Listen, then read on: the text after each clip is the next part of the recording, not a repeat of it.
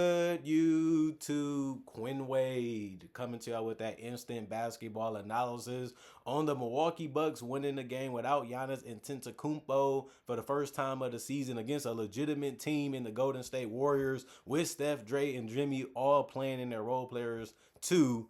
And this is an impressive win because the Bucks are 4-1. They need to get as many wins as they can, and that's the whole purpose of the regular season. And they had a huge performance from Ryan Rollins. He ended up getting 30. Got some revenge back on the Warriors for letting them go. But at the end of the day, they won 120 to 110. They won this game by 10. The Warriors are now 4-2, so their record is still good. 34 to 25 in favor of the Bucks. Who would have thought they would be able to put 34 points on the board? But they did. The Warriors came back, made it a little competitive. 33 to 26 for them. They lost the third quarter, 27 to 26. In the fourth quarter to the Bucks, 33 to 26 in the fourth. So the Warriors, Jimmy Butler was hitting some tough ones. He was really making some plays. Really was showing you that he's a great fit for this team still. 37 minutes from him, 23 points. He did have 11 rebounds, with 7 of them being offensive.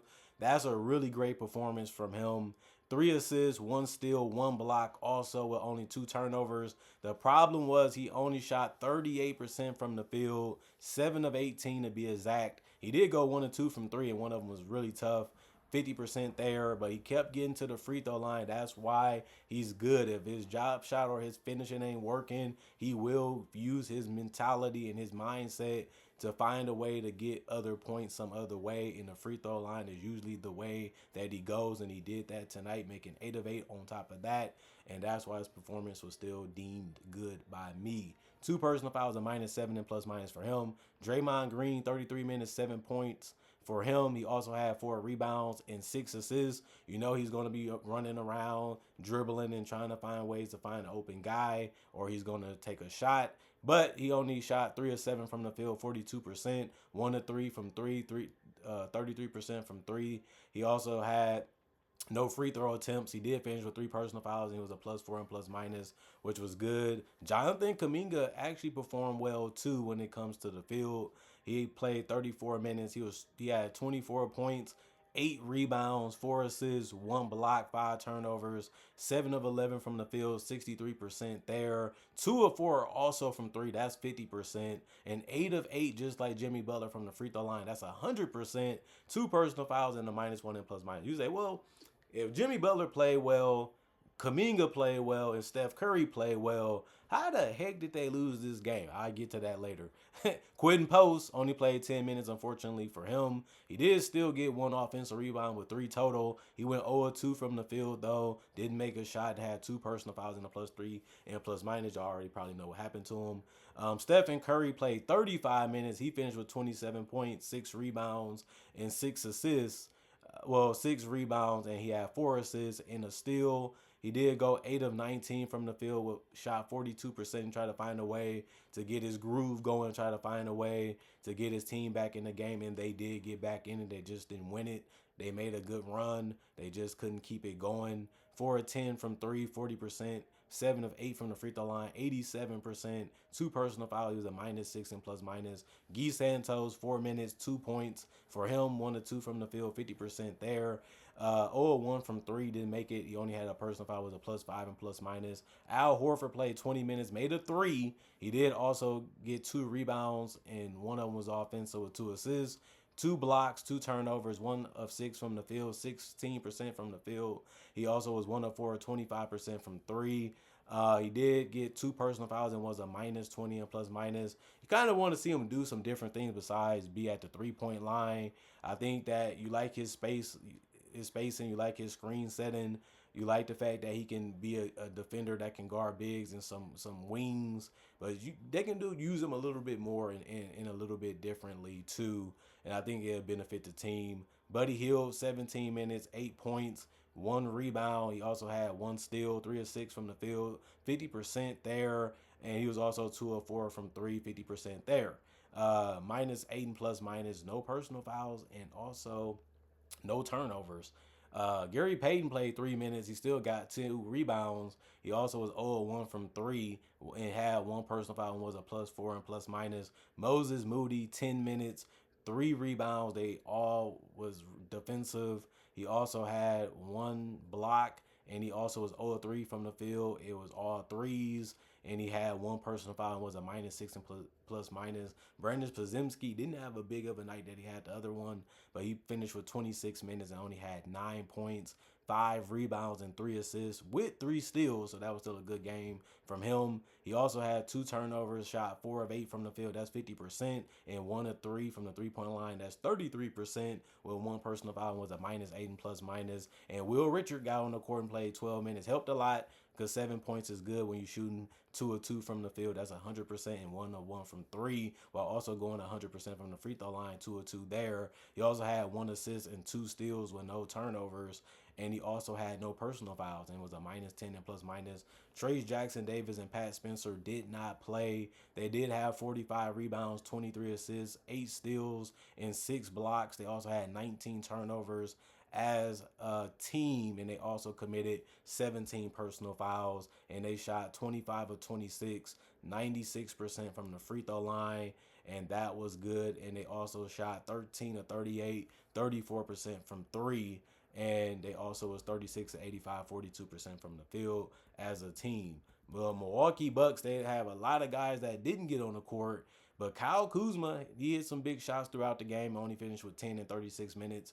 He also had 8 boards, which helped. One of them was offensive with 4 assists in the steal and 4 turnovers. 4 of 10 from the field from him, 40% from the field. 1 of 4 from three, 25% there. 1 of 2 from the free throw line, 50%. 2 personal fouls and a +10 and plus minus. Miles Turner, 29 minutes, 17 points, 7 rebounds, 2 offensive, 3 assists, 1 block, 1 turnover, 7 of 12 from the field, 58% from the field. That's very efficient, but you should expect that from him because he got a lot of shots near the rim. But he also had his shot going from the perimeter, 3 of 6 from three, 50%, which is good. One personal foul. He was a -4 and plus minus by the end of the game.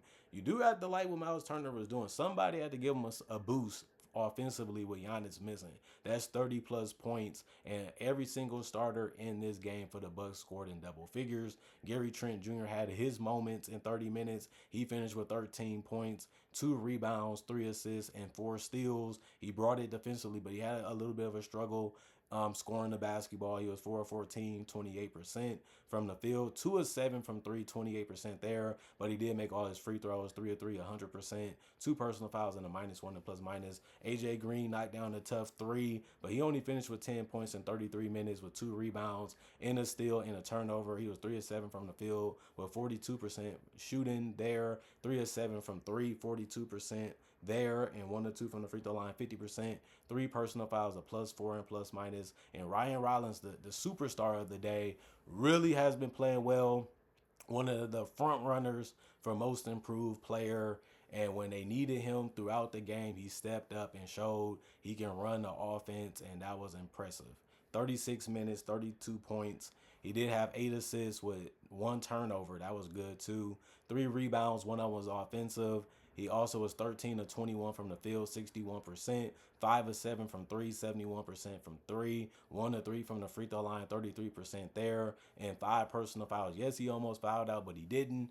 And he was a +8 and plus minus, was the best player for them tonight and really was cooking them. But the other guy that showed out was Cole Anthony. The mid-range was going, the finishing was going, the three was going a little bit. 21 minutes for him, 16 points, 3 rebounds, 2 assists, 1 steal, 1 block, 3 turnovers, 7 of 15 from the field for 46% there, 2 of 7 from three, 28%. He did also have no free throws, but he did foul out with 6 personal fouls and was a +6 and plus minus. Torian Prince had his contributions tonight with 18 minutes being played, 10 points there.